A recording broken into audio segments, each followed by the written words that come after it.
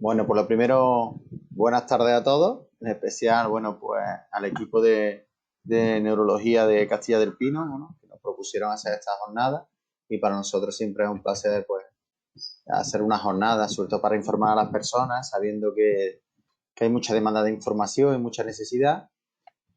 Y sin más, bueno, pues le paso la palabra a Eduardo, que es verdadero protagonista de la jornada, junto con sus compañeros, y que nos expliquen un poco, pues, todas las cosas que debemos y que tendríamos que saber hoy en día de lo que nos está pasando en esta enfermedad. Muchas gracias, Antonio. Bueno, pues sí, como decía Antonio, lo que queremos aquí, bueno, el protagonista son todos los afectados, todos los pacientes. Sé que hay siempre muchísimas preguntas y que hay mucha demanda de información y bueno, pues la mitad caen aquí en nuestro servicio de enfermería de neuroinmunología en Castilla del Pino y la otra mitad caen en la asociación. Y es verdad que en eso es muy exigente Antonio, Tony, y él no quiere meterse en nada que tenga un aspecto médico, ¿no? Él puede ayudar en todo lo que no sea médico y le están preguntando mucho sobre medicación, sobre si me tomo esto, me tomo lo otro, si hay la vacuna, si me la pongo o no me la pongo, sobre el COVID, sobre dieta, le preguntan muchísimas cosas y él no quiere entrar tampoco en la parte médica. Yo creo que juntos tenemos que cubrirlo todo, ¿no? Él tiene todo lo que nos falta, ¿no? Tiene su fisioterapeuta, tiene su psicología, tiene todo. Nosotros, bueno, pues intentamos, aspiramos a cubrir lo máximo que podamos desde el punto de vista sanitario. Somos neurólogos, bueno, ya has visto que tenemos enfermería, tenemos psicología también, aunque sea más de evaluación neuropsicológica, fisioterapia, aunque sea de evaluación. Y bueno, pues también tenemos, por supuesto, un psiquiatra porque en salud mental no siempre consideran que los síntomas que puede haber en la esclerosis múltiple deban de ser tratados por ellos. Y entonces José Ángel Alcalá es psiquiatra del Servicio Andaluz de Salud, aunque también tiene su propia consulta. Y bueno, pues él tiene una jornada al mes con nosotros más que para los pacientes con esclerosis múltiple. O sea que ya, después de todos los años que lleva con nosotros, es un súper especialista en los trastornos que puedan aparecer en esclerosis múltiple. Muchas veces, cuando hay un vacío con el psiquiatra habitual, pues José Ángel lo puede rellenar. Una de las cosas que más le comentaban a Tony en la asociación es que había muchos problemas de abuso de pastillas o de tratamientos para depresión que ha supuesto la pandemia. Y bueno, pues claro, los tratamientos y los psicofármacos son unas pastillas que suelen ser peligrosas, sobre todo en esta enfermedad. Entonces, bueno, José Ángel Alcalá va a intentar hacer una revisión un poco de psicofármacos, le hemos dejado vía libre para que nos hable lo que él crea que les resulta más importante respecto a su experiencia conforme ve a los pacientes. Y luego, pues le continuará Claudia Carmona, que también, que ella es psicóloga, y verá su punto de vista de las consecuencias psicológicas que ha tenido esto de la pandemia. Luego haremos, al final, un inciso de promoción de la salud, que lo dará una dietista, que es Ainhoa Navarrete, donde intentará dar unos esbozos sobre la dieta, pero sobre todo quiere haceros una propuesta que, si alguno se queda hasta el final, pues creo que le puede interesar o sorprenderá. Bueno, pues dejo a José Ángel Alcalá Partera, psiquiatra del SAS y también que tiene consulta propia, y que es nuestro psiquiatra especializado en esclerosis múltiple para que nos ponga un poco al día sobre los psicofármacos. José Ángel, cuando tú quieras. Muy bien, Eduardo, pues muchas gracias. Un placer estar aquí con vosotros. Voy a ver si soluciono los problemas técnicos, porque la verdad que el GoToMeeting es la primera vez que lo uso y estoy aquí un poco aprendiendo porque me deja compartir. A ver si me deja ahora pasar la diapositiva para adelante. Vosotros la veis, ¿no? Sí, sí, sí se ve. Perfectamente. Vale. Vale, ahora creo que sí. Vale, perfecto. Bueno, pues como ha dicho Eduardo, en unos 15-20 minutos os voy a dar unas pinceladas del tema de psicofármacos, sobre todo centrándonos en benzodiazepina y antidepresivos, ¿vale? Que son los dos psicofármacos que yo creo que más se usan en vuestro caso. Hablamos de psicofármacos, son fármacos para que vosotros en algún momento os pido disculpas si es un lenguaje muy técnico, pero intentaré un poco que lo comprendáis fácilmente. Cualquier pregunta, por supuesto, me lo decía al final. Pero son como fármacos que tienen efectos efecto en el paciente sobre algunos aspectos de su psicología, podemos llamarlo así, sobre su estado de ánimo, sobre el sueño, sobre cómo percibe la ansiedad, sobre su pensamiento, sobre muchos síntomas más de la esfera psicológica o de la esfera psíquica. Dentro de los psicofármacos tenemos 4 grupos. Los antipsicóticos, que no lo voy a tocar aquí porque es muy complejo, lo que llamamos también eutimizantes, como por ejemplo el litio, que se usan más en patología como puede ser el trastorno bipolar, y luego tenemos los antidepresivos y las benzodiazepinas, un poco para que vosotros lo entendáis. Entonces nos vamos a centrar en antidepresivos y benzodiazepinas, que son las que tienen un efecto ansiolítico. ¿Qué es lo que ha pasado un poco este último año y medio desde que tenemos la pandemia, ¿no? Hemos visto esta pandemia, pues que ha habido una repercusión, y ahora se está viendo más en los meses posteriores al confinamiento, cuando se ha vuelto un poquito más a la normalidad, en nuestra salud mental, en algún grupo de población más específicamente, pero bueno, debido a las pérdidas económicas. Mucha gente también me ha comentado que ha perdido a alguien de su familia por culpa del COVID. El miedo a poder ser contagiado o contagiar a alguien de la familia. El aislamiento social que hemos sufrido. Pues todo eso ha tenido su efecto a nivel de nuestra salud mental. Y los primeros estudios que nos llegaron fueron estudios de la población china, que fue donde primero empezó a aparecer el problema del coronavirus. Como he dicho anteriormente, hay poblaciones más vulnerables, como pueden ser las personas mayores, o como puede ser, por ejemplo, la población infanto-juvenil, porque ahora estamos viendo muchos casos de conducta autolesiva y de alteraciones de la conducta alimentaria en adolescentes, que han sido también uno de los grupos más dañados a nivel de su salud mental por causa del confinamiento y de todo lo que hemos vivido. Entonces, todo esto yo creo que ha podido llevar un aumento de un consumo a veces no bien controlado de psicofármacos, especialmente los 2 grupos que vamos a ver, los antidepresivos y los ansiolíticos, las benzodiazepinas, y de aquí a unos meses o a unos años que se haga un poco el recuento aquí en España de lo que se ha consumido, pues yo creo que ha aumentado el consumo de estos fármacos, ¿vale? Y es un poco las repercusiones que tenemos en nuestra salud mental. Por supuesto, estos fármacos tienen que tener un control por un especialista. Es decir, no vale que mi vecino o mi amigo me aconseja que tome, por ejemplo, un Orfidal porque a él le ha ido bien y que un paciente sin control médico, por lo menos a través de su médico de familia, use estos medicamentos, porque son medicamentos que tienen que llevar un control, ¿vale? Porque también tienen efectos secundarios no deseados, que es lo que vamos a ver, ¿no? Y en vuestro caso, por ejemplo, de vuestra enfermedad, pues también hay que tener mucho cuidado por parte también de nosotros los médicos de qué fármacos ponemos para no causaros más efectos secundarios de los que podéis tener ya por el tema de la enfermedad, ¿vale? Por ejemplo, este estudio es muy interesante, un estudio que se hizo en China tras la aparición de la pandemia por el coronavirus, y aproximadamente un 16,5% manifestó síntomas depresivos, ¿vale?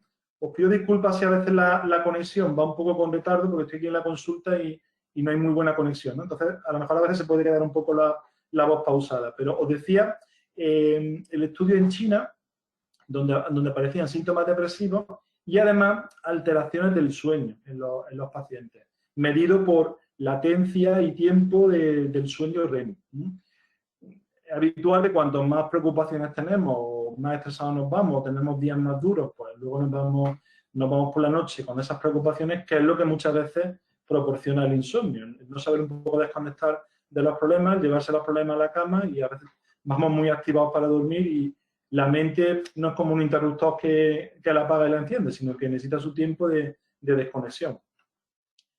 Con todo este panorama, ¿no?, de epidemia, COVID, problema económico, aislamiento social, miedo a la enfermedad, pues todo esto ha tenido repercusiones en nuestro cerebro, ¿no? Y hemos pasado épocas de miedo, hemos pasado épocas de incertidumbre, veíamos el telediario y eso era como una película de miedo, ¿no? Tantos muertos en tal sitio, un foco en el barrio tal, en Andalucía está subiendo la tasa. Todo esto está afectando o ha estado afectando mucho a nuestra salud mental. Fijaros, esta Esta diapositiva siempre la pongo, ¿no? Y me gusta mucho porque es como una manera natural, a lo mejor, de poner en orden nuestros neurotransmisores, la dopamina, que podemos incluso a veces poner en marcha con alguna actividad que hagamos placentera, la oxitocina, fijaros, hacer vida social, ayudar a los demás, la serotonina, exposición al sol, meditación, que es muy interesante.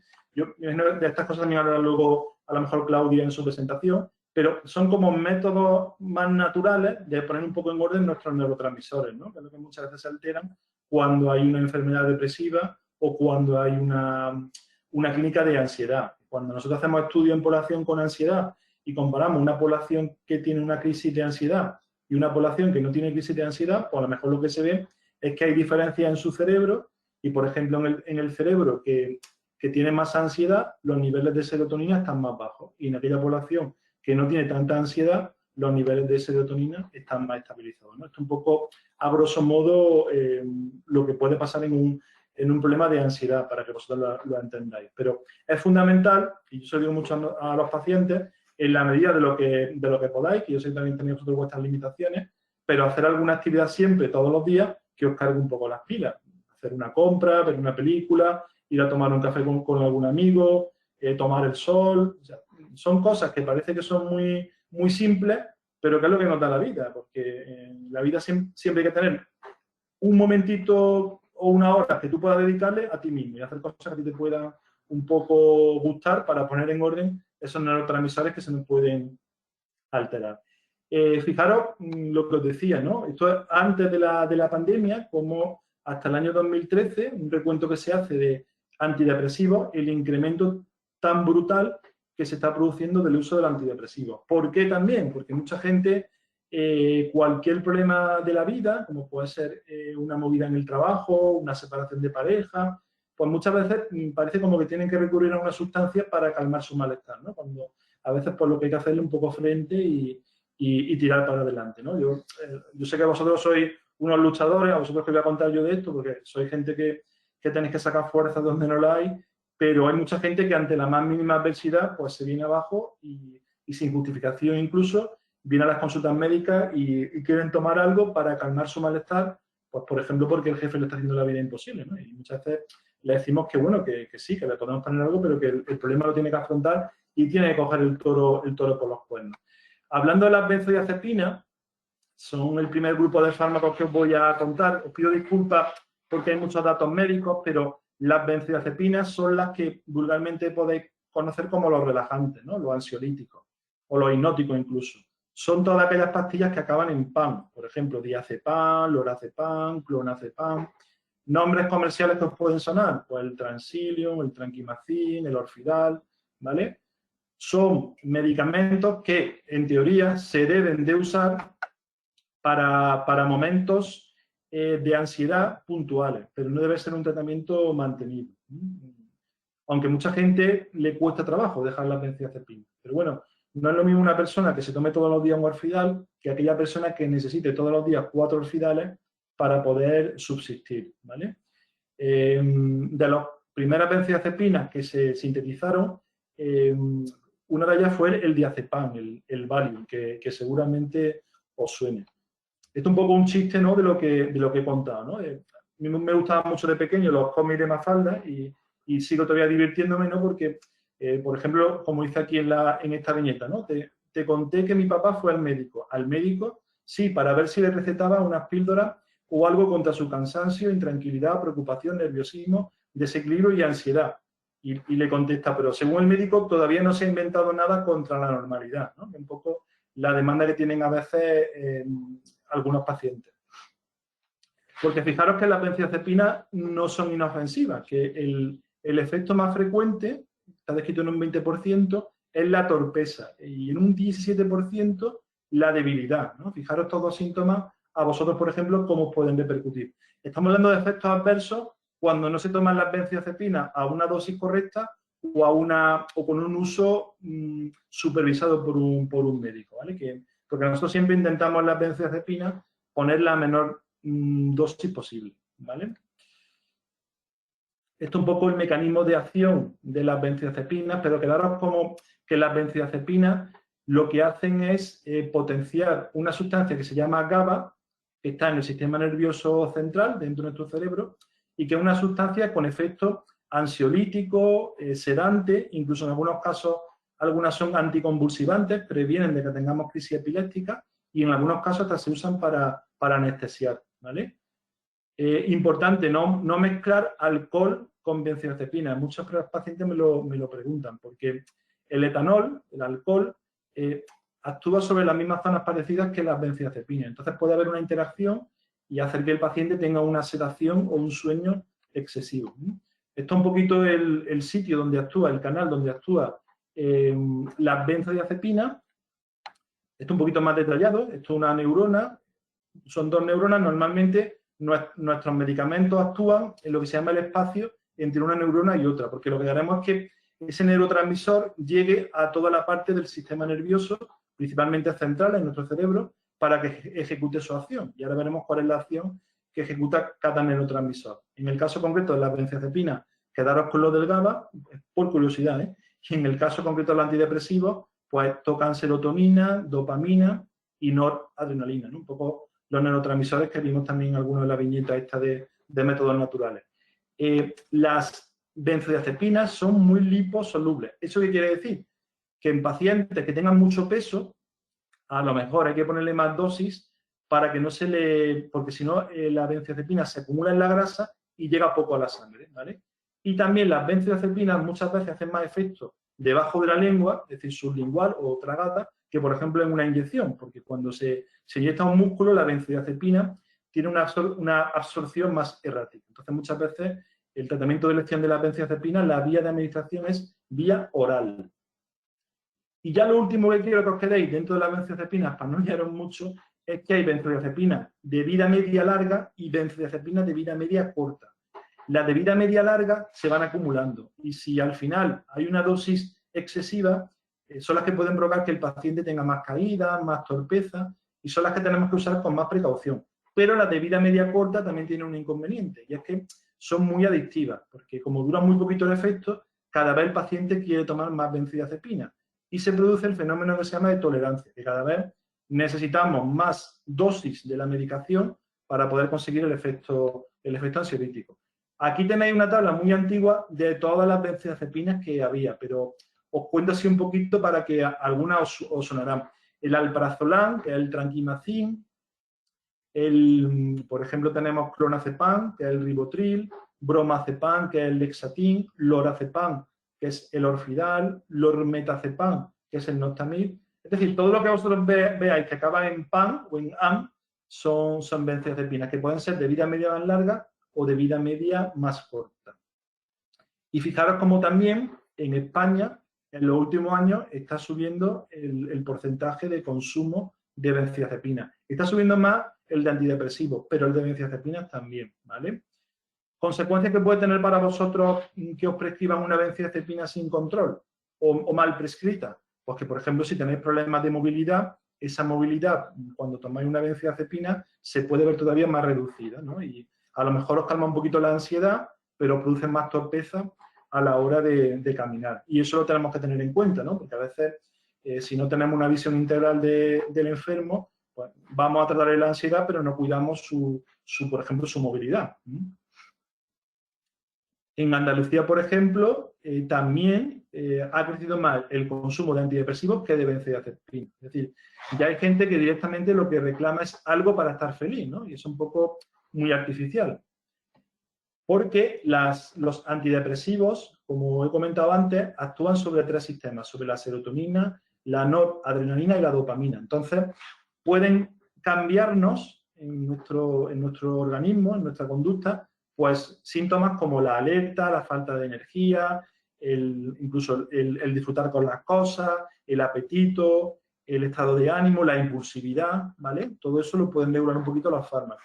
Pero también nosotros recomendamos a nuestros pacientes mucho ejercicio físico y el hacer algún ejercicio físico, aunque sea moderado, pues puede mejorar en los pacientes con TDAH, mejora la impulsividad y evita a veces que tengamos que poner tanta medicación, ¿vale? Esto es un poco la zona, los neurotransmisores sobre los que actúan los antidepresivos y los diferentes efectos que pueden que pueden producir. Pero también producen efectos adversos a la hora de tocar esos neurotransmisores que hemos visto. Si tocamos mucho la serotonina, se producen lo que se llaman extrapiramidalismos, que quieren decir temblores, situación de temblor en el paciente.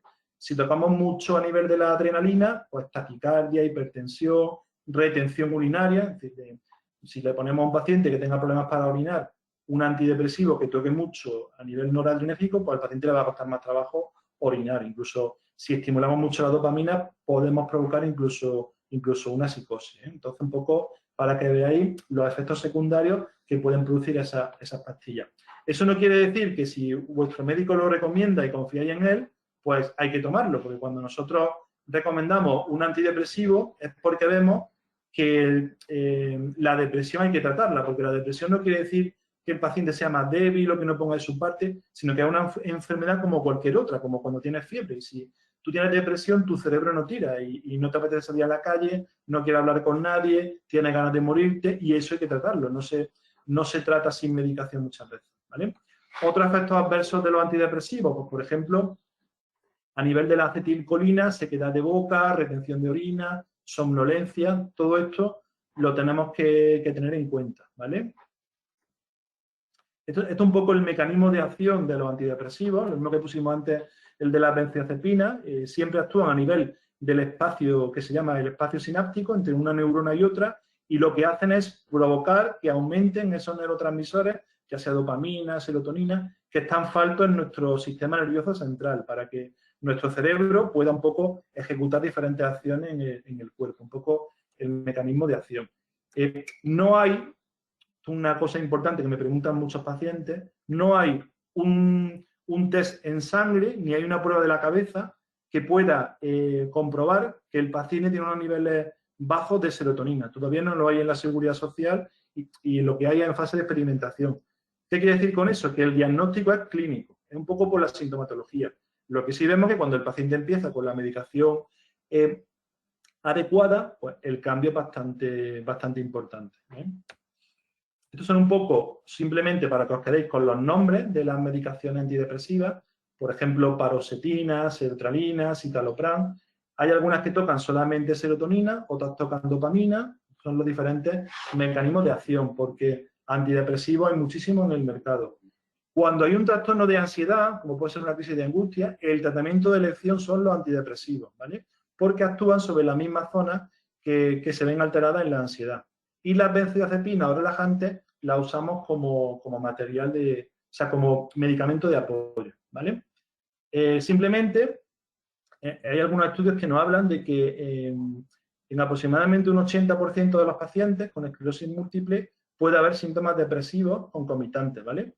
De ahí la importancia de estar fuertes mentalmente para poder luchar con esta enfermedad, ¿vale? Porque independientemente de los afectados que esté cada uno, pues varía mucho el ánimo que podamos tener para afrontar, por ejemplo, la actividad física, para llevar a cabo una serie de recomendaciones. Es fundamental en esta enfermedad, yo pienso, tener un estado de ánimo potente, ¿vale? Y incluso a mí me gusta mucho el deporte y yo me inspiro mucho en frases de grandes deportistas, ¿no? El que le gusta el fútbol, ¿no? El esfuerzo siempre es la magia que transforma todos los éxitos en realidad, ¿no? Que se lo pregunten al Cholo Simeone, que consiguió este año ganar la Liga con el Atlético de Madrid.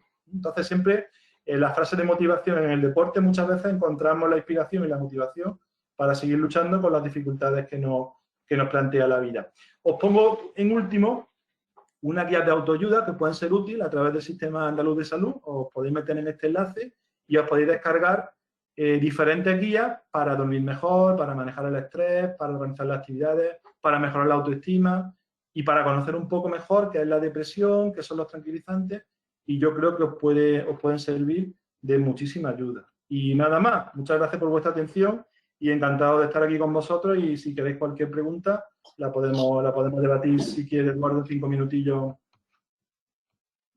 Dejamos de compartir. Muchas gracias, José Ángel.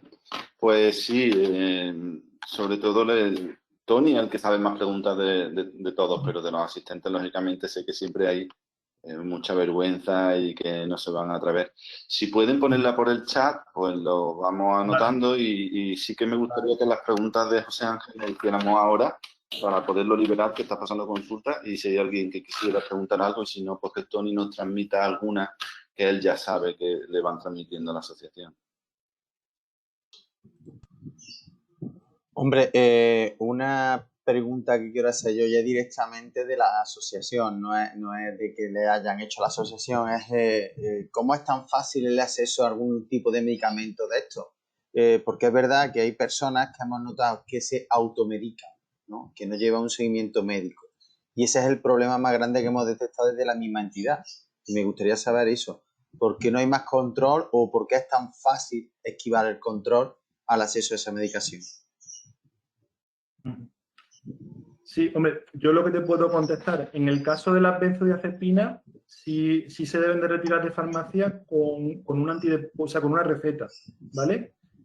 Lo que pasa que a veces alguien en farmacia puede hacer un poco la vista gorda, pero normalmente se exige una receta. En el caso del antidepresivo, muchas veces no está tan controlado el tema de la receta.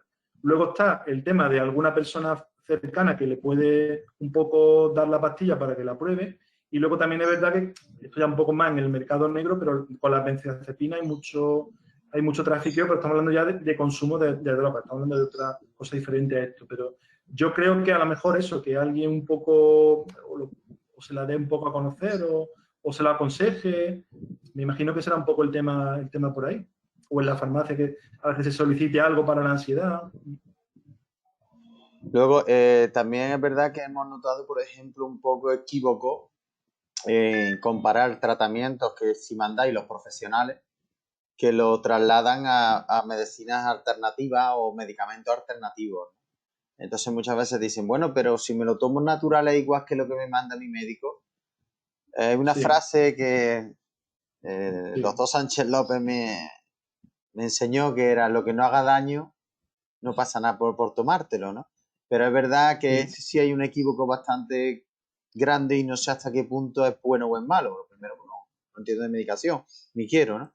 Pero me gustaría un poco que dijera usted, bueno, un poco cómo puede enfocarse o qué equivocaciones hay con ese tipo de medicamentos.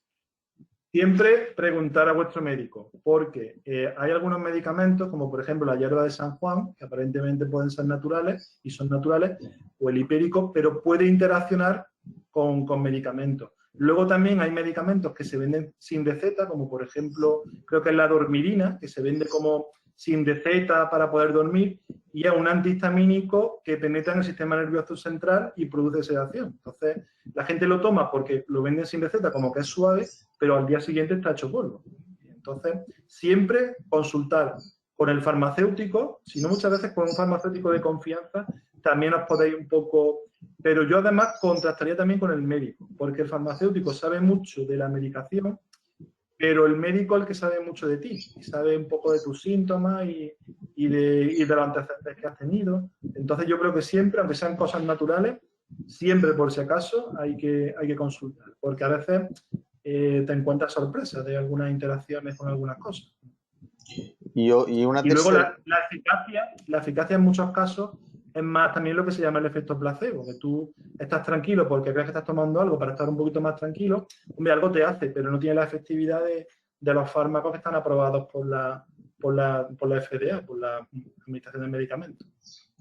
Y luego otra de las cosas que sí hemos detectado es, por ejemplo, cuando, bueno, les ponéis unas pautas de, bueno, pues ahora que tienes un periodo un poquito de que estás un poquito más estresado y tal, te tomas la medicación una semana y tal, como que la persona se resiste a abandonarlo. O sea, le habéis puesto una pauta, ¿no? 10 días o cuando esté más estresado y se resisten a dejarlo. O sea, continúan como, claro, no hay cajas de 10 para 10 pastillas, ¿no? Normalmente es un poquito más, pues se resisten a dejarlo. ¿Cómo pueden hacer o qué pueden hacer cuando ven que les causa ansiedad dejar ese tratamiento? Claro, es que los antidepresivos, por definición, los solemos mandar para meses. Por lo menos 6 meses es lo que debe tomar el paciente un antidepresivo, porque si lo deja antes puede recaer en la depresión. Y las benzodiazepinas sí es verdad que son pautas como la que tú dices, de a lo mejor 10 días y luego intentar quitar. ¿Qué es lo que pasa? En algunos antidepresivos hay síntomas de abstinencia que duran un par de días y si no se lo advierte al paciente lo puede llevar muy mal y da mucha inseguridad. Y luego, en el tema de, por ejemplo, de las benzodiazepinas, si hay por ahí una ansiedad o cualquier conflicto que el paciente todavía no tenga elaborado, pues, al dejar la pastilla se ve como un poquito más indefenso y eso hace que muchas veces cronifique la medicación para un poco evadirse de ese problema o de esa... un poco lo que yo creo que puede pasar ahí. Porque claro, mandar benzodiazepina a lo loco sin tener en cuenta el contexto del paciente, ni lo que está sufriendo, ni por qué tiene esa ansiedad, si por ejemplo lo que tiene un problema en casa gordo, que tú no lo averiguas, cuando toma la benzodiazepina durante una hora está evadido, pero cuando está sin la benzodiazepina el problema sigue ahí y la ansiedad sigue también. Un poco el tema. Eso es una cosa diferente a que, por ejemplo, él tome 6 benzodiazepinas cuando se le ha dicho que tome 2, porque entonces ese es el problema ya de que se está haciendo adicto a las benzodiazepinas por tomar más dosis o más cantidad de la cuenta, y entonces eso el organismo ya lo nota cuando empieza a bajar la cantidad. De acuerdo, yo ahora mismo no tengo así nada más.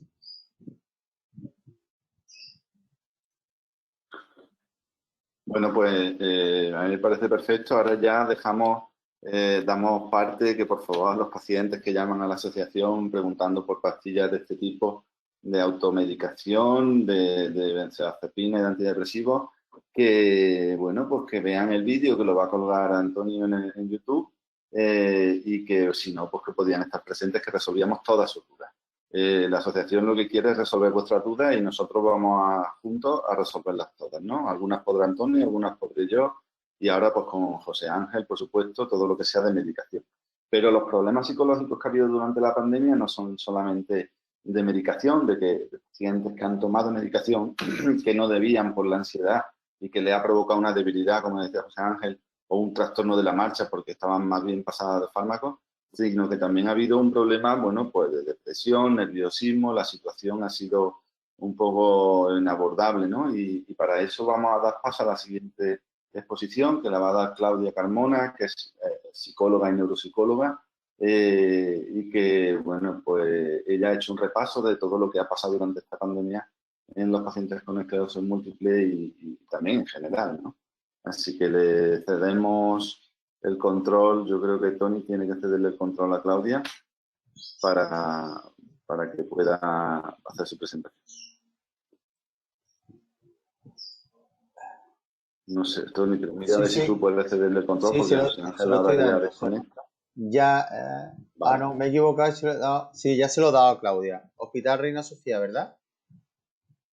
No, sí, Hospital Reina Sofía. Es que me sale el nombre. Pues ya tiene Está muteada, Claudia. Ya tiene ya el control, ya puede compartir pantalla. El micro, te falta.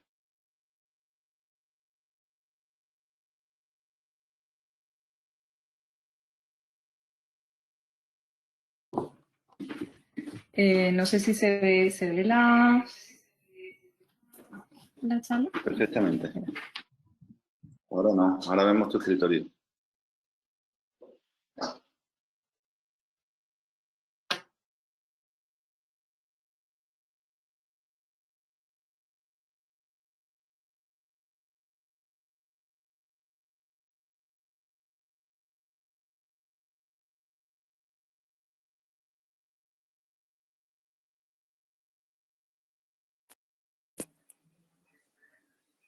Creo que tienes que dejar de compartir y compartir. Creo que comparte la pantalla completa.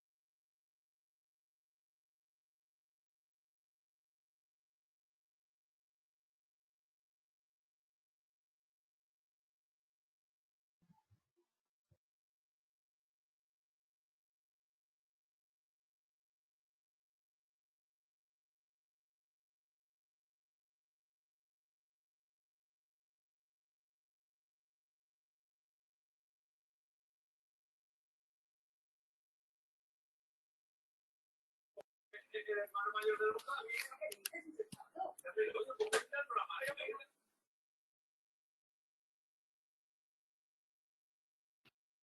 ha quedado congelada, pero creo que se ha salido de la reunión. Esperamos un minutito. Ahora ha ido a explicarle una Sofía.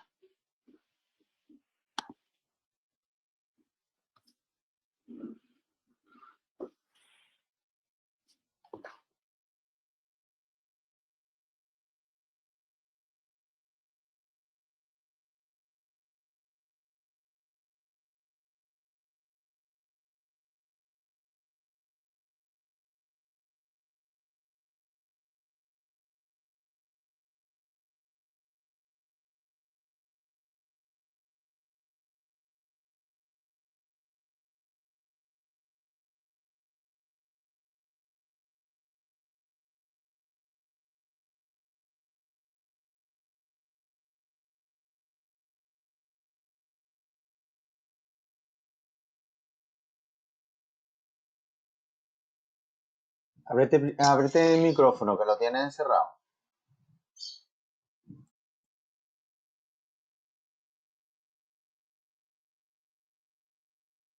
Sí, vas perfectamente. No. Vale. Ahora ya no está silenciada, pero ahora no vemos la presentación. Vale, pues espérate a ver si lo soluciono. Ahora la presentación. Con abrirla, porque se ve tu escritorio. Vale, pero es que...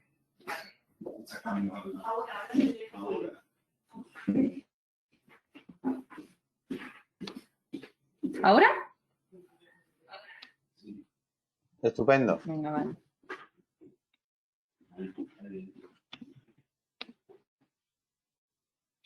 Ya, ¿no? Perfecto. Ha costado un poco, ha costado. Bueno, yo soy Claudia Carmona, psicóloga, neuropsicóloga del IMIBI. Espera que se ha puesto esto ahora otra vez aquí. Y voy a hablar de lo que son las consecuencias psicológicas que ha habido en la población con esclerosis múltiple en la pandemia. ¿De acuerdo? A ver, se ha hecho una revisión de todos los artículos que he visto acerca de, bueno, de los distintos estudios que han hecho un análisis de los distintos factores que han influido en el impacto del COVID en esta población. Y la verdad es que no se han encontrado muchas diferencias significativas entre población con esclerosis múltiple y la población general en lo que es variables sociodemográficas. Sin embargo, se ha visto que ha habido distintas variables que han influido en lo que es la percepción de la situación o el impacto del COVID en este tipo de población. Siempre se ha sabido, ¿no? La literatura científica nos dice que hay un porcentaje relativamente alto de trastornos de ansiedad y de depresión en estas personas. En torno, siempre se ha hablado de un 30%, un 40%, ¿vale? Sí que se ha hablado que en la pandemia ha habido una alteración de la calidad de vida y se han aumentado las barreras que encuentran estas personas tras el diagnóstico, sobre todo por las limitaciones que ha habido a nivel de consultas, de atención sanitaria, por toda la sobrecarga que ha habido y por cómo se ha gestionado a nivel sanitario las consultas con estos pacientes, ¿vale? Se ha visto que ha habido un aumento en los niveles de estrés, de ansiedad y de depresión en relación a la población general y que según algunas escalas se ha visto que ha habido mayor afectación a nivel psicológico y no tanto a nivel físico o a nivel motor. La principal preocupación que se ha visto es la existencia de posibles brotes, porque al final esto está relacionado con el hecho de que en el caso de que exista un brote es necesario el hecho de presentarse en el hospital, entonces eso ya supone un miedo para estas personas de poder infectarse y, bueno, la incertidumbre de saber cómo se puede gestionar estos posibles brotes. Uno de los estudios que se ha analizado es un estudio que se ha hecho... Uy, creo que se ha ido. Mira. Vale. Un estudio que se ha realizado en España, en todo el país, y se han valorado distintas variables que han influido en el impacto del COVID en personas con esclerosis múltiple.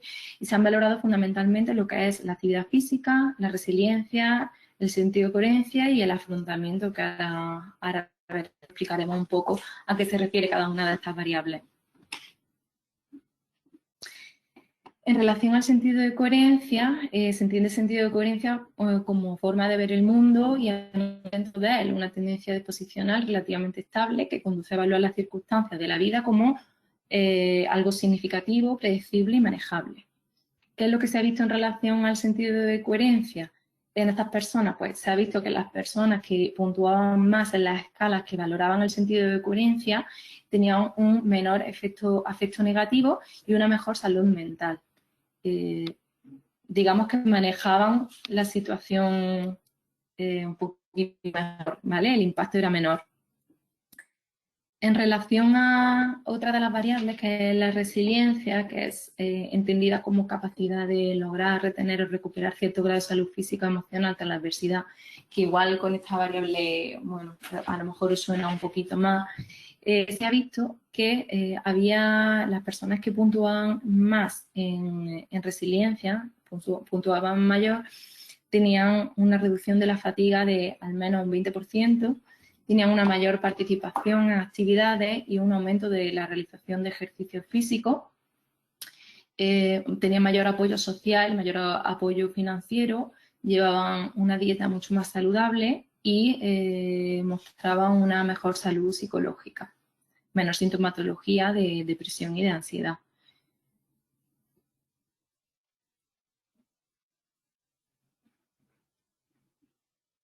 Otra de las variables que se ha visto es el tema del afrontamiento, la estrategia de afrontamiento.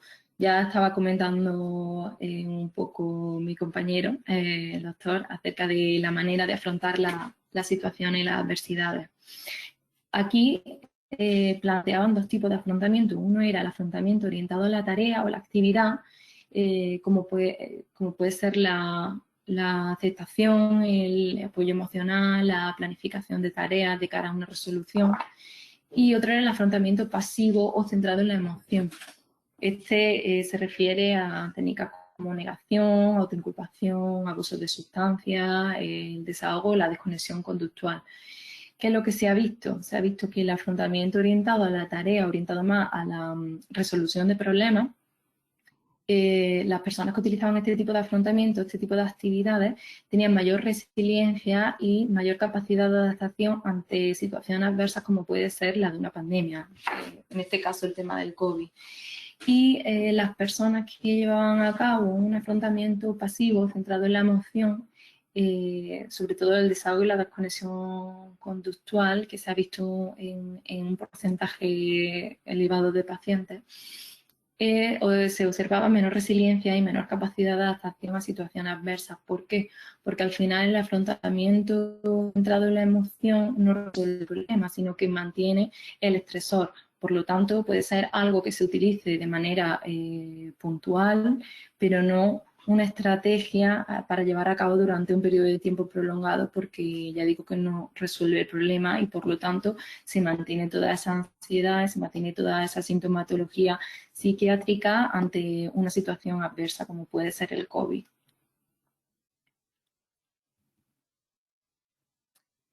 En relación a este estudio, pues los autores han planteado una serie de factores para el desarrollo de estrategias de salud mental. ¿En qué se centran? En lo que se centra es en la existencia de equipos multidisciplinares. Ya se ha hablado siempre que todo lo multidisciplinar pues, es muchísimo mejor, mayor conexión entre los profesionales para una mayor o una mejor intervención en estas personas con esclerosis. Luego, el hecho de tener comunicaciones claras, regulares y precisas, muy importante porque hay mucha información acerca de la enfermedad, acerca de los tratamientos, de las distintas intervenciones, de los distintos efectos secundarios. Entonces, creo que es bastante importante el tener una información clara y una cierta regularidad. Y luego, otra de las cosas que planteaban estos autores es servicios de asesoramiento psicológico a través de aplicaciones electrónicas.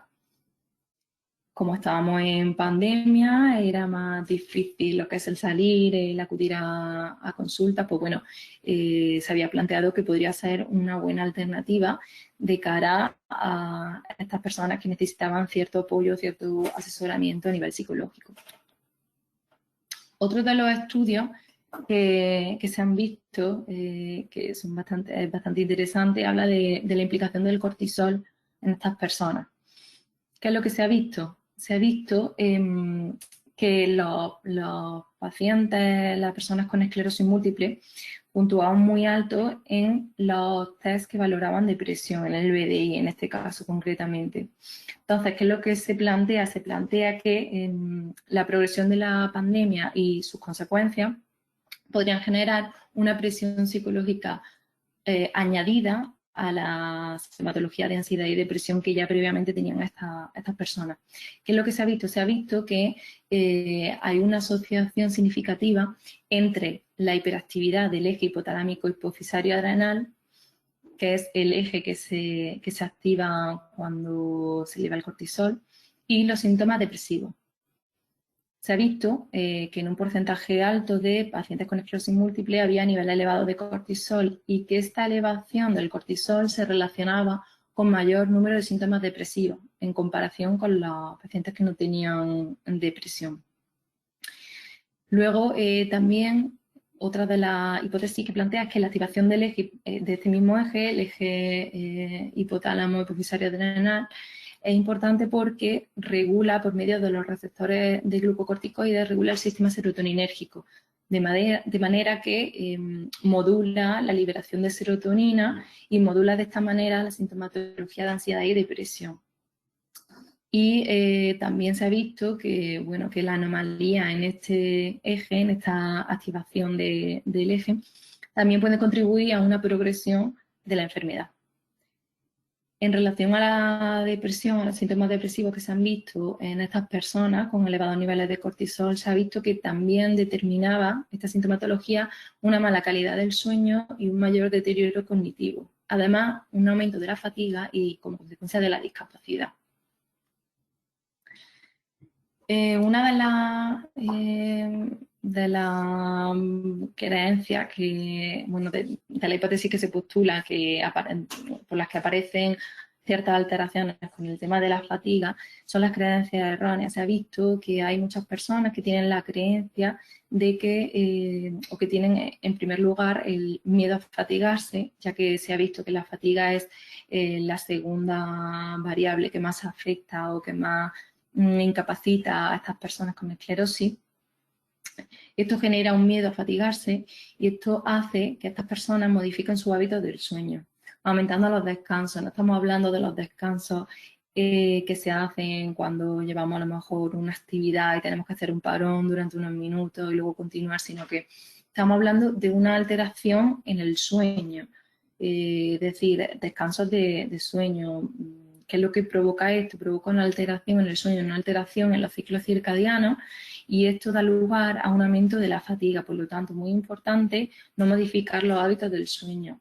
Diferenciar bien entre los descansos cuando son necesarios a lo largo del día por la actividad física que tenemos que realizar, pero no alterar las pautas de sueño.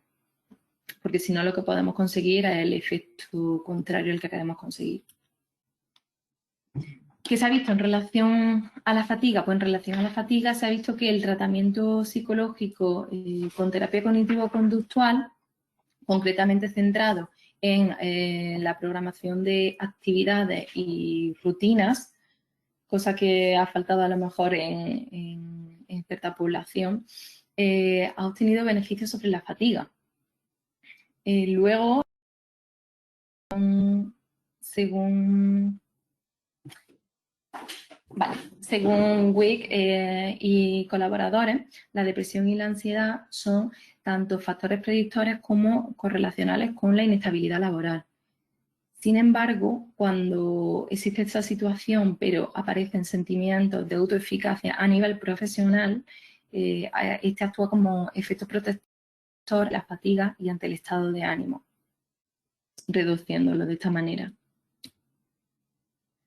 Otra de las variables que se ha visto que también han influido en gran medida en el impacto del COVID en estas personas es el apoyo social. El apoyo social se entiende como el conjunto de provisiones expresivas o instrumentales percibidas o recibidas, proporcionadas por la comunidad, por las redes sociales y las personas de confianza, tanto en situaciones cotidianas como de crisis. Por lo tanto, estamos hablando de distintos tipos de apoyo, apoyo emocional, apoyo informacional y material instrumental. En este caso, sí que es verdad que ha faltado en gran medida el apoyo informacional, es decir, el apoyo por parte de lo que viene siendo los sanitarios. ¿Por qué? Porque la situación ha provocado una crisis a nivel sanitario que ha impedido que, bueno, que se lleve un seguimiento adecuado, como sería en otra situación, de estas personas por medio de la seguridad, bueno, del sistema sanitario, ¿no? Entonces, esto ha provocado también cierto impacto a nivel de la enfermedad y de sus consecuencias, ¿no? Sin embargo, se ha visto que cuando ha habido este apoyo, ha actuado como un factor protector ante la ansiedad y la depresión e incluso se ha visto disminución de la ideación suicida, ya que se sabe que hay un porcentaje bastante más elevado que en la población general en esta patología de ideación suicida.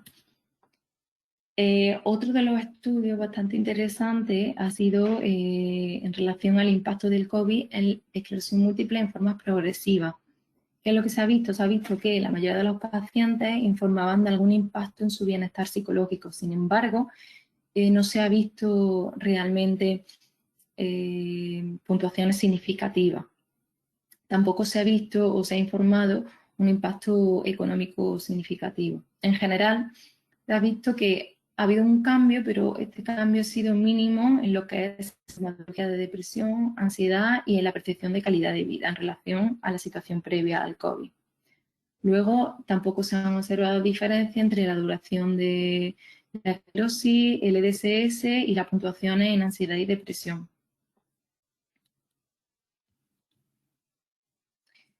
¿Qué es lo que se ha comprobado? Pues que estas personas tenían el 90% realizaban algún tipo de actividad cognitiva, el 71% ya realizaban actividad física de distintos tipos y el 70% informaba de un alto nivel de apoyo social. Lo que se postula es que, bueno, estas personas, porque de hecho el estudio se ha hecho a nivel internacional, es un estudio que se ha hecho entre Estados Unidos y distintos países en Europa. Lo que se ha visto es que la actividad cognitiva y la actividad física, el apoyo social, ha actuado de manera positiva en la aparición de sintomatología. Y por otro lado también, otra de las hipótesis que se postula es que las personas con esta enfermedad viven con la incertidumbre médica de su diagnóstico. Por lo tanto, parece como que tienen mayor experiencia en lidiar con las distintas consecuencias, las distintas molestias que pueden aparecer en la enfermedad a lo largo del curso de la enfermedad. Vale, por aquí termino. Yo lo único que quiero que quede claro que no debemos de separar nunca la salud mental de la física, que van siempre de la mano y que creo que tenemos que apostar por mayores intervenciones a nivel de salud mental para todo el tipo de población, ya no solo las personas con esclerosis múltiple, sino que creo que es algo fundamental para nuestra salud, ¿vale? Para nuestra salud física y psicológica. Así que encantada de poder participar en esta jornada y cualquier cosita cualquier duda que tengáis, aquí estamos. Vale, muchas gracias, Claudia. Vamos justo sobre la hora, perfecto. Bueno, pues como ha dicho Claudia, la salud mental va muy unida a la salud física, así que hay que intentar hacer ejercicio físico y por supuesto nos ha hecho una revisión de todos los síntomas y de cómo ha repercutido el COVID, ¿no? darle acceso, Claudia, si te deja, y si no, se lo decimos a Tony, a Ainhoa, y vamos presentando la siguiente exposición. ¿Hay alguna pregunta mientras tanto para Claudia? Y así cerramos el tema de los aspectos psicológicos. Ya hemos visto los aspectos de los fármacos, de los psicofármacos, y ahora hemos visto los aspectos psicológicos del COVID, ¿no? Y de esa pandemia que hemos tenido. Si hay alguna pregunta, bien, y si no, pues le digo si Tony tiene algún problema o sabe de alguna pregunta, aunque sabemos que Tony también tiene psicología en la propia asociación. No, yo el tema es, yo sé que es un poquito complicado lo que voy a preguntar, ¿no? Pero ¿hasta dónde ha podido influir las noticias televisivas en el estado anímico y psicológico de las personas, ¿no? Porque han sido muchas informaciones, muchas a la vez, algunas muy contradictorias, y creo que, en mi opinión, que no soy experto, ha sido demasiado, no sé cómo decirte, el impacto ha sido demasiado fuerte porque no había una información fiable en cuanto a lo que se decía. No sé si se opina lo mismo, no sé o si la compañera opina lo mismo o no. Está claro, desde el principio de la pandemia se aconsejaba, se recomendaba el no sobreexponerse, porque claro, había muchísima información, había muchas vías por donde pillar esa información y no todas eran fiables. Entonces, lo que siempre se ha recomendado a lo largo de la pandemia ha sido que, primero, que se acceda por medio de fuentes fiables, pues Ministerio de Sanidad, página de la Junta, pero páginas fiables. Y no ver tantos programas de televisión con toda esa información, porque al final hay mucha información subjetiva, ¿no? Asociada también al COVID. Entonces ya se mezcla la información subjetiva, las distintas percepciones de la gente con la verdadera información que es la que a uno le tiene que quedar. Entonces sí que es verdad que la sobreexposición a tanta información negativa no es buena.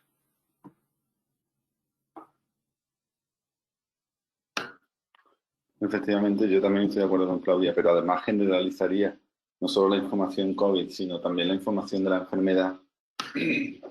¿Por qué? Pues porque sobre esta enfermedad vais a encontrar muchísima información, sobre todo en blogs y en páginas, y quien se dedica a escribir muchas veces, o lo menos normal, son gente que no le ha ido bien o que tiene algo que protestar, ¿no?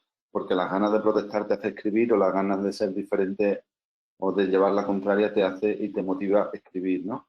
Entonces, mucho cuidado con los blogs, mucho cuidado con las páginas web donde te dan cierta información. Es mejor irse a lo seguro. Si, incluso, yo no digo que no, pero incluso hay médicos, ¿no? Que pueden, por llevar la contraria, pues pueden ser antivacunas o pueden favorecer recetar hierbas. De todo hay, ¿no? Pero yo siempre digo que la indignación, el llevar la contraria o el querer ganar adeptos a su filosofía hace que uno escriba, y los que somos normales y los pacientes que son normales y que no tienen ningún problema y que son más dentro de la normalidad no se van a parar a escribir en un blog. Lógicamente vaya a encontrar las cosas más contrarias y las cosas más controvertidas van a ser las que encontréis por ahí. Bien, bueno, pues vamos a hablar de la última parte, que la última parte que es un poco como, aunque estamos hablando de promoción de la salud en todo, le voy a dar paso a Ainhoa Navarrete, dietista. Ha hecho su estudio, su máster, que no es una persona que se ha dedicado a poner dietas, ¿no? Tiene una dietista científica y que además está en nuestro grupo de investigación. Y bueno, una de sus líneas es, le gustaría pues hacer una intervención con dieta en los pacientes que tengan esclerosis múltiple, pero bueno, para eso está ella y que nos va a poner un poco al día sobre la dieta y la esclerosis múltiple. Entonces, Ainhoa, ponnos al día de tu tema. Muy bien. Se me escucha bien, ¿verdad? Perfectamente. Vamos a ver si me deja. Vale. Tengo que darle permisos al ordenador para que me deje compartir la pantalla. Vamos a ver.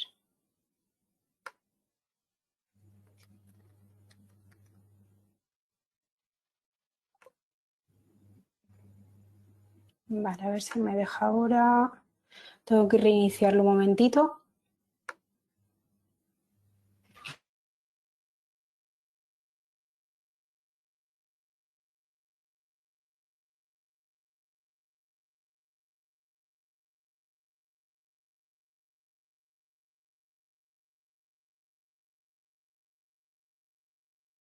Vale. Lo único que me tenéis que dar permiso porque ahora se me ha quitado el permiso para compartir. Acabo de dártelo otra vez. Perfecto. A ver si me deja. Y que me pide permisos. A ver ahora. Vamos a ver si me vuelve a dejar.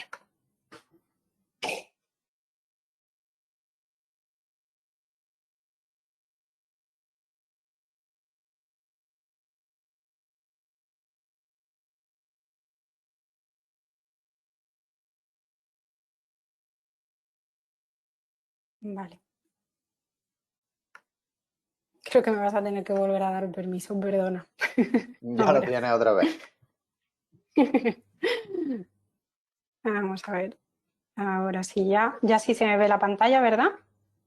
Sí. Perfecto. Bueno, buenas tardes, soy Ainhoa, soy dietista nutricionista y en esta última parte de la sesión voy a hablaros de cómo de la importancia que tiene la alimentación en el desarrollo y aparición de diferentes enfermedades.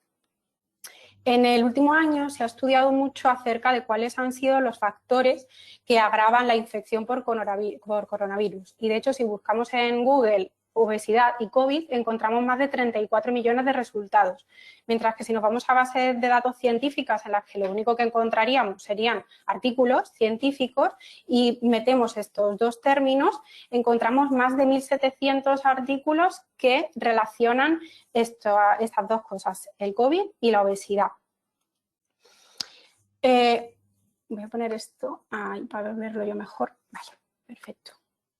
Bien, bueno, pues, ¿cuáles son los dos factores de riesgo que se han visto que agravan la infección por COVID? Pues el índice de masa corporal superior a 25 y el tener más de 70 años.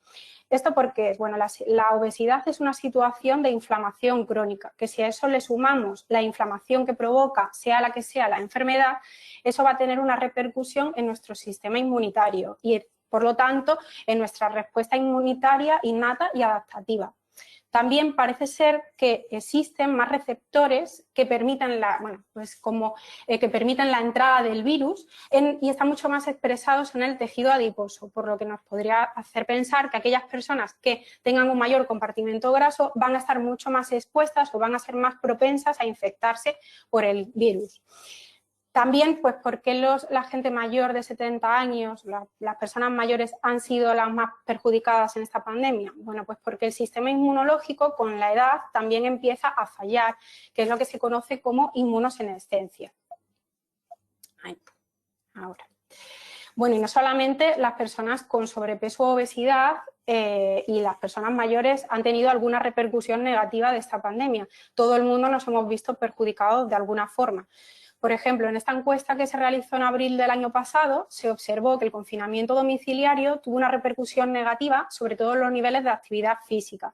Se incrementó el tiempo sentado de 5 a 8 horas y además los patrones alimentarios fueron mucho menos saludables.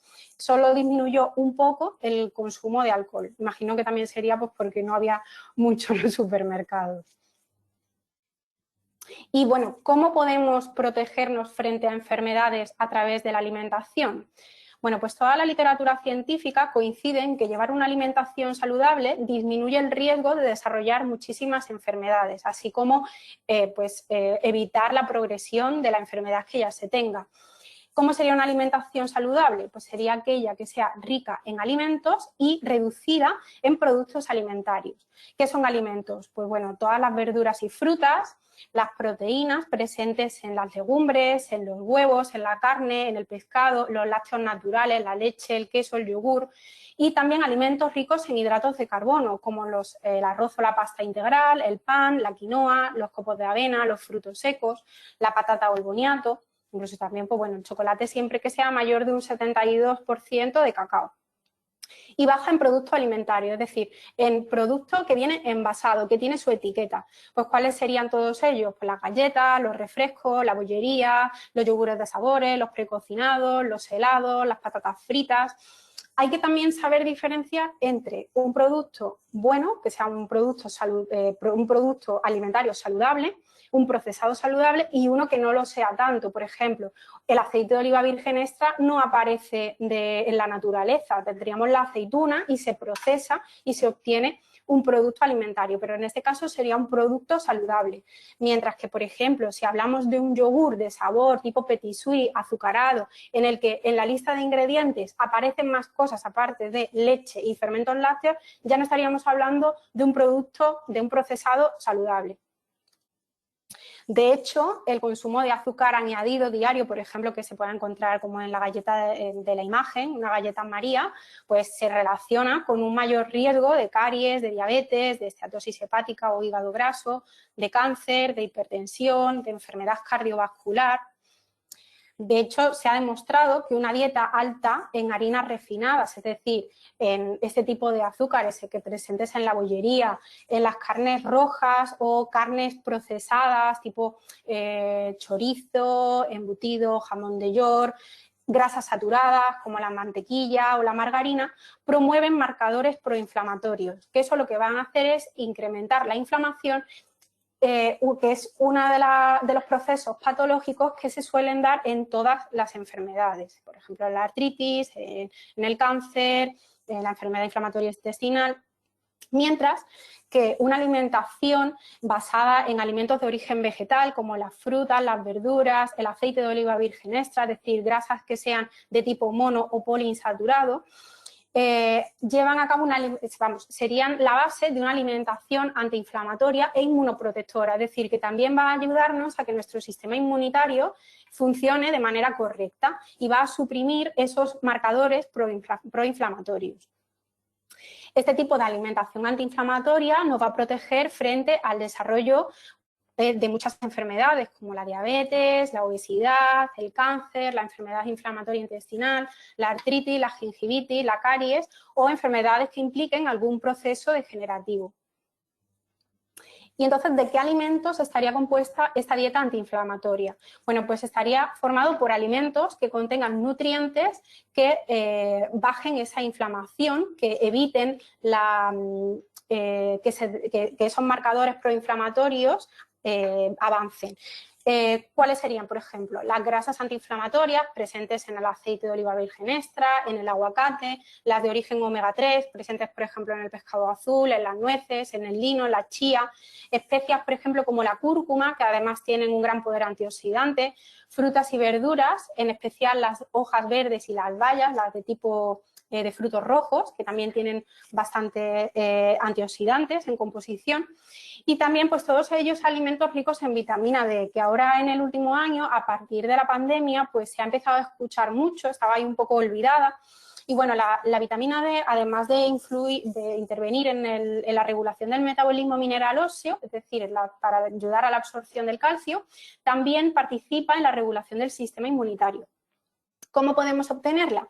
Pues a partir de la exposición solar, porque es una vitamina que podemos sintetizar nosotros, pero también hay alimentos que contienen esta misma, como serían el pescado azul, ya que es una vitamina liposoluble, es decir, que se encuentra en la grasa de esos alimentos, también en los lácteos, pero claro, en este caso hablaríamos de lácteos enteros, si los tomamos todos desnatados, pues estaríamos quitándole parte del valor nutritivo, y también en algunas variedades de seta y en los huevos. Y pues la dieta antiinflamatoria sería reducida en todos aquellos alimentos que promueven la inflamación, que serían todos los alimentos ricos en grasas saturadas, los procesados, por ejemplo, y ultraprocesados, es decir, toda la chuchería, las patatas fritas, las galletas, la bollería y las carnes también de tipo procesado. ¿Qué tendríamos que incluir en nuestra alimentación? Pues crucíferas, cítricos, setas, aguacate, aceite de oliva, el kéfir, el yogur, que también son probióticos, el té verde, el pescado, en especial el azul, el ajo, la cúrcuma, las bayas rojas, frutos secos como las almendras y las nueces, el tomate. Y además, pues bueno, no solamente la alimentación antiinflamatoria nos va a beneficiar a nuestro sistema inmunológico, sino que también va a favorecer a nuestra microbiota intestinal, que juega un papel importante en la regulación de nuestras defensas. Como he dicho antes, por ejemplo, los probióticos como el kéfir, el yogur, también otros como el chucrut, la kombucha, y también los alimentos ricos en prebióticos, es decir, en alimentos de esa microbiota, que serían las legumbres, las frutas y verduras, los granos y semillas, serían parte de la base de ese tipo de alimentación antiinflamatoria. Y bueno, pues en los últimos años se ha ido investigando acerca de qué tipo de estas dietas antiinflamatorias pueden también mejorar diferentes tipos de enfermedades neurodegenerativas. Y eso es lo que me lleva a hablaros de un estudio nuevo que va a comenzar ahora, en el que se va a realizar una intervención nutricional y el objetivo será mejorar la sintomatología y la progresión de la esclerosis múltiple a través de la alimentación, como la alimentación como un tratamiento complementario al tratamiento habitual pautado por el médico. En este caso, pues en la intervención nutricional se va a realizar una valoración nutricional completa para conocer el estado de composición corporal de los pacientes que quieran participar. Se darán herramientas, charlas, planificaciones dietéticas, se hará un seguimiento para comprobar que todos ellos están llevando ese tipo de alimentación, ese patrón alimentario, y pues iremos comprobando los efectos de este tipo de alimentación a través de las pruebas rutinarias que suele mandar el médico que tengan cada uno. Y bueno, pues este, por ejemplo, es un ejemplo de planificación dietética que sería de ayuda para que a los pacientes que estén interesados en participar en el estudio, pues que vean que una alimentación basada en la dieta mediterránea, pero un poquito más específica para su patología, y que se intentan potenciar todos aquellos alimentos ricos en nutrientes que favorecen, que disminuyen la inflamación y que favorecen a nuestro sistema inmunológico. Pues hay carne, hay pescado, hay leche, hay pan, fruta, verdura, legumbres, arroz, pasta, de todo.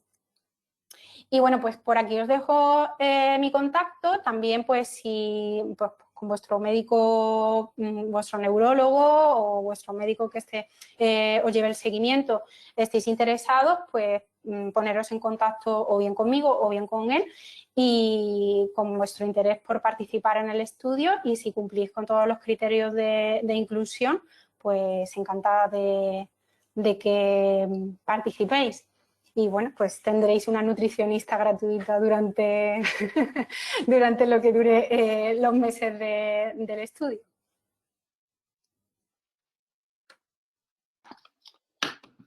Muchas gracias, Ainhoa. Bueno, pues ya habéis visto que no todos son pastillas, ¿no? También hay efectos antiinflamatorios de la dieta, ¿no? Eso lo sabemos de hace mucho tiempo, pero bueno, el mejor guión y quien mejor nos puede guiar es un mediopista, ¿no? Y Ainhoa pues nos propone hacer un grupo de pacientes a los que hacerle una dieta antiinflamatoria con todo lo que sean alimentos antiinflamatorios. No consiste en pasar hambre ni adelgazar, es solamente una dieta antiinflamatoria. Luego ya los propósitos que tengáis, eso vendrán luego. Y si tenéis alguna duda o alguna pregunta sobre esto, pues lo único que tenéis que hacer es preguntar. Y fijaros que además nos os ha dejado los datos de contacto si alguno está interesado en hacerle alguna pregunta más en concreto, pues tenéis su correo electrónico, ¿no? Intentaremos empezar esto pues cuanto antes. Y lo único que queremos es, bueno, hacer la evolución habitual, lo que estamos haciendo en consulta, vuestro análisis de sangre y vuestras resonancias cuando toquen y todo esto, y comparándolo con el tipo de dietas. Parece ser que en los análisis de sangre, bueno, pues un tubo más, lo que haremos será ir a medir la actividad de la enfermedad por los marcadores de estrés oxidativo y toda la investigación que está haciendo Ainhoa dentro del IMIBIC. Bueno, pues ¿tenía alguna pregunta o alguna cosa que os pueda aclarar Ainhoa? Yo, lo primero, hombre, darle las gracias a Ainhoa. Y lo segundo, que del tema de la dieta esta inflamatoria llevamos muchísimo tiempo escuchando, bueno, teniendo demanda de socios de la entidad, de saber de esto un poquito más y tal. Entonces, pues, me ha encantado este aspecto. Y luego ponernos a disposición de Ainhoa, porque si a través de la asociación podemos hacer llegar a más personas que la necesidad de afectados de esclerosis múltiple para hacer estos estudios, pues que cuente con nosotros. ya lo hemos hecho con otros compañeros, bueno, tenemos grupos de difusión, tenemos las redes sociales y el boca a boca, que también es importante, que cuente con nosotros, ¿vale? Yo me voy a quedar con los datos de ella, ya me pondré en contacto con ella, ¿vale? Por si necesita algo, que cuente con nosotros, porque nos parece muy interesante, ¿no? Y una cosa que ha dicho Eduardo, con el tema de que no solamente son pastillas, me encanta, ¿no? Porque es verdad que sí tenemos afectados de esclerosis que dicen, es que lo único que me mandan son pastillas, es que yo no quiero más pastillas, es que no quiero más medicamentos. Bueno, pues también desde la unidad de esclerosis múltiple se está haciendo un trabajo importante y no solamente mandas pastillas, ¿no? Aunque debería, de vez en cuando deberéis poner una receta, ¿no? Y también ponerle, la misma receta de poner pastillas, ponerle rehabilitación física, ¿no? O cognitiva, porque no se lo toman tan en serio, ¿no? Pero es verdad que se está haciendo otro tipo de trabajo y para mí es súper importante, lo primero, que lo conozcan las personas y lo segundo, el seguimiento, que es yo creo que es lo que me causa más duda, ¿no? El tema del seguimiento. Tendría que haber una aplicación. A ver, el seguimiento, la idea sería en un principio hacer charlas en pequeños grupos para hacer, pues explicar, dar todas las herramientas y luego sí que hacer un seguimiento telefónico para ir pues preguntando las dudas que tengan, igual que por correo electrónico, pues que se podrían hacer igualmente, pero sí por facilitar de vez en cuando hacer alguna llamada telefónica para ver qué tal lo están llevando, si están siguiendo. Se pueden hacer también registros, fotos de los platos para comprobar que lo están siguiendo correctamente. Vale, estupendo. No, porque es que yo pensaba en poner una aplicación en el móvil, ¿no? Igual que con fisioterapia, ¿no? Cuando llegara y dijeron, sí, he hecho los ejercicios esta semana, que saltáramos diciendo, no, eso es falso. Pues la dieta debería ser igual también, ¿no? Que todo el mundo lo hacemos bien. Sí, claro. Sí, para eso están los registros y las fotos, que yo muchas veces a los pacientes les mando de tarea y sirve para eso, para que lo hagan bien y demostrar que lo están haciendo. De acuerdo. Muy bien. Bueno, pues a ver si hay alguna pregunta, porque vamos súper bien de tiempo. Vamos a cumplir. Bueno, pues luego sí que es verdad, que lo sabe Antonio, que cuando nosotros proponemos hacer algún tipo de investigación o registro, intentamos que los pacientes pues tengan un patrón más o menos similar, ¿no? Esto intentaremos que, aunque nos llaméis mucho, vamos a intentar seleccionar los pacientes que tengan un patrón similar de enfermedad para que luego podamos sacar conclusiones. No podemos, no consiste en fichar a un paciente que está muy bien y luego un paciente que está muy mal, ¿no? Porque entonces la estadística se rompe.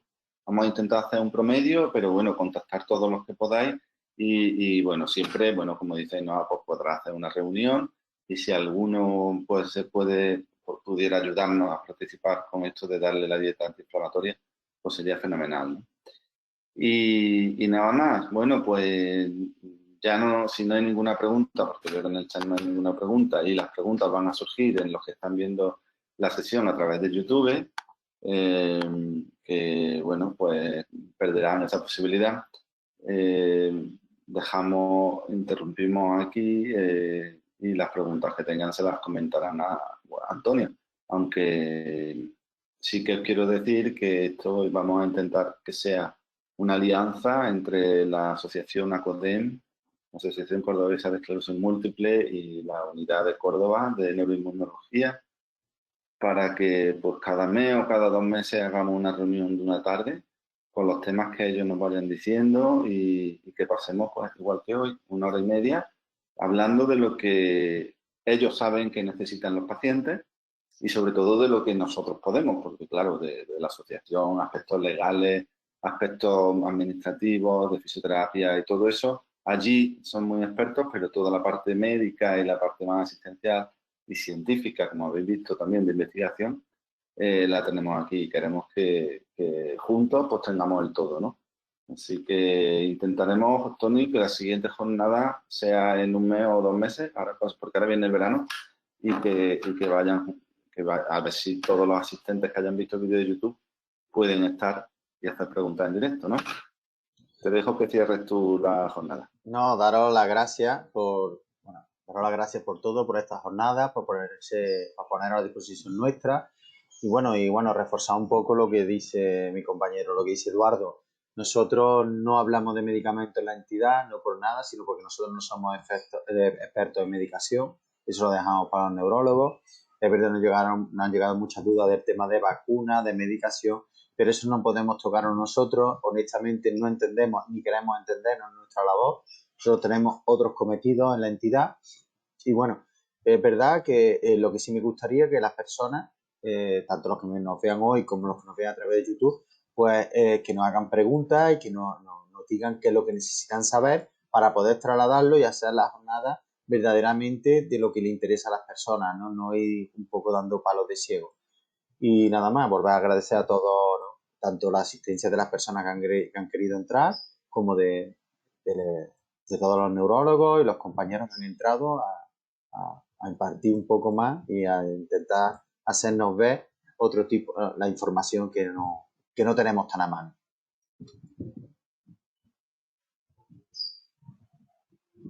Muy bien, pues muchas gracias a todos. Venga, gracias. Adiós.